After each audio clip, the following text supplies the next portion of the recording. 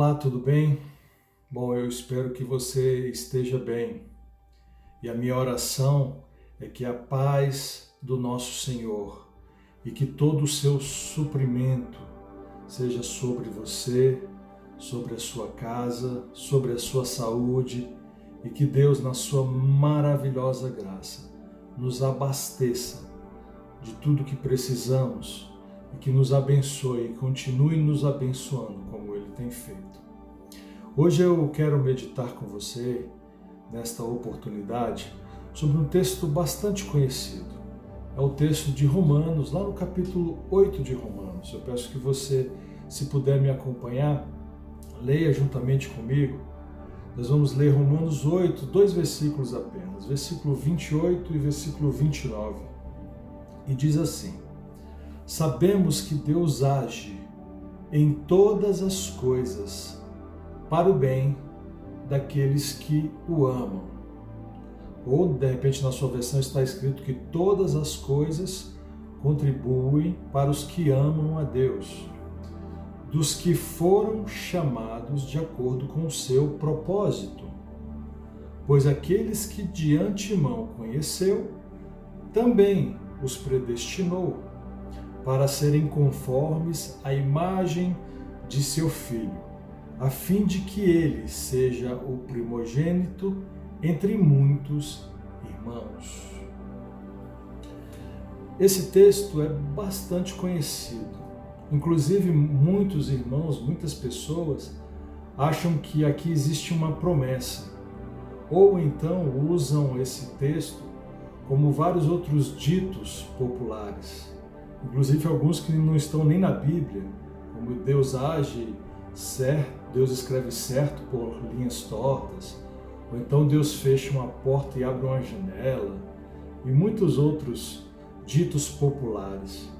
Então muitas pessoas acham que de repente Deus está lançando, enviando coisas ruins, mas atrás daquela coisa ruim há um plano secreto, há uma situação que vai se desvendar e se transformar em algo positivo. Mas na verdade, irmão, tem algo muito mais relevante sobre isso. Tem algo muito mais importante que Paulo esclarece aqui nesse texto. Ele fala que as coisas vão acontecer e elas acabam contribuindo para o bem daqueles que amam a Deus.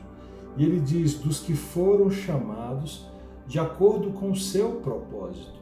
Então vejam que as coisas, mesmo que sejam ruins ou boas, elas acabam contribuindo de acordo com para os que foram chamados de acordo com o propósito de Deus.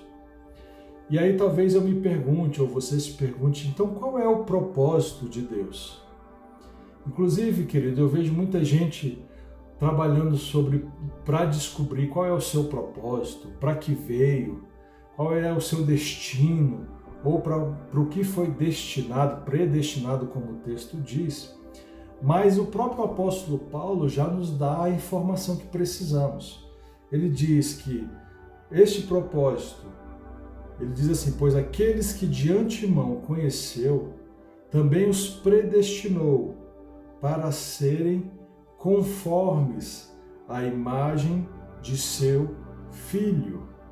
Veja então que o plano, veja então que a predestinação, veja que aquilo que fomos chamados como discípulos, porque nós somos discípulos de Cristo, é para que sejamos conforme o seu Filho, ou seja, conforme Jesus.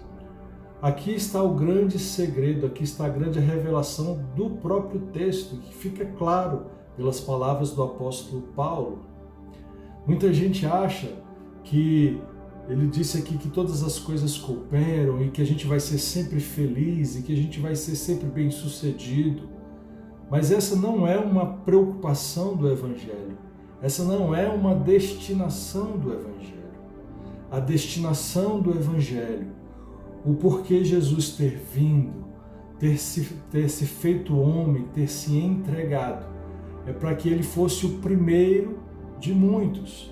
Então, irmãos, eu e você, como discípulos de Jesus, temos sim um destino, um propósito. E o meu propósito não é ser rico, o meu propósito não é ser bem-sucedido, o meu propósito não é tudo aquilo que eu acredito que me traga felicidade. O propósito de um discípulo de Jesus, e eu quero cada vez mais seguir esse propósito, é ser parecido, é tomar conformidade, é tomar a forma de Cristo Jesus, que amou, que se entregou, que trouxe todos os mandamentos e resumiu: amar ao outro como ele nos amou.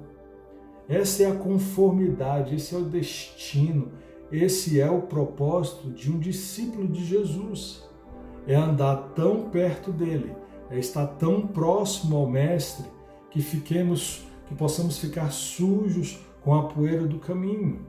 Esse, inclusive, é um ditado entre os discípulos do povo judeu, entre os judeus, que o bom talmidim ou talmide seja aquele que fica sujo com a poeira do seu mestre.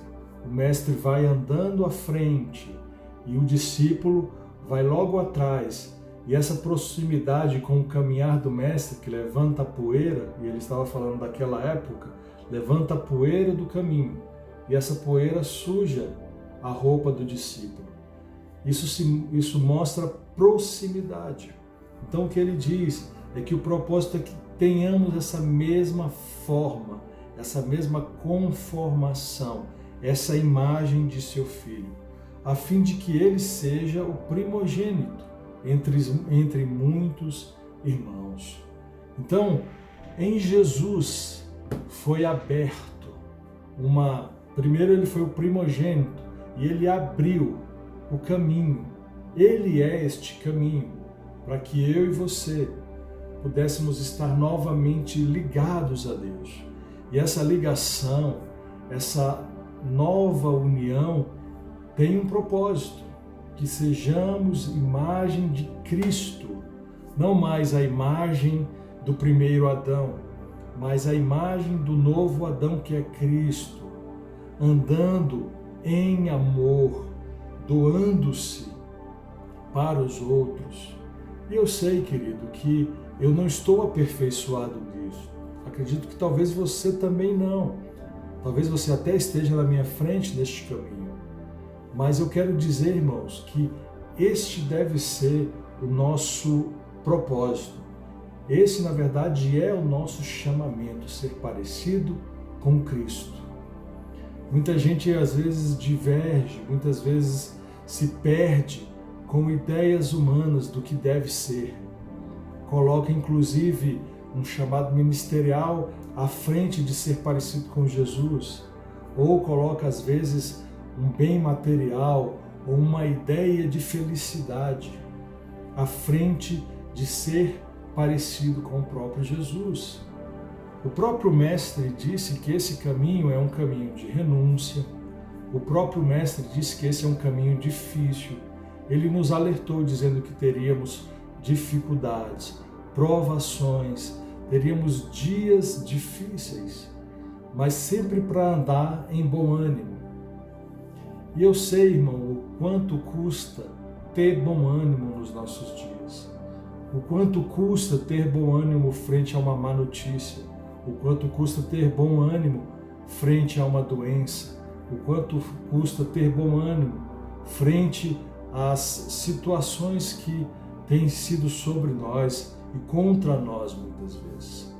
Mas precisamos ter sempre em mente, sempre este foco.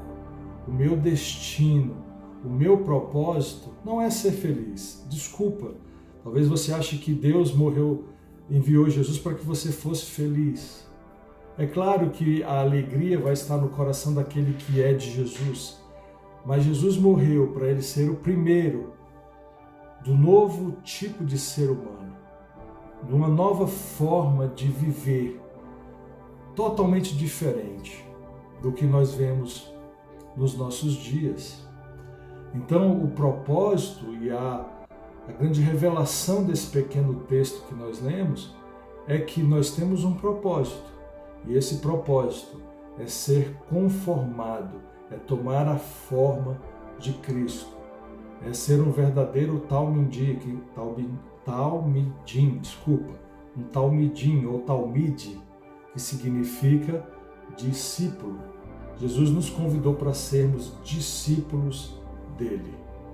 Então, que essa palavra entre nos nossos corações e que vire meditação e que vire mudança para mim e para você. Que Deus te abençoe ricamente. Até a próxima, se Deus quiser. Um abraço.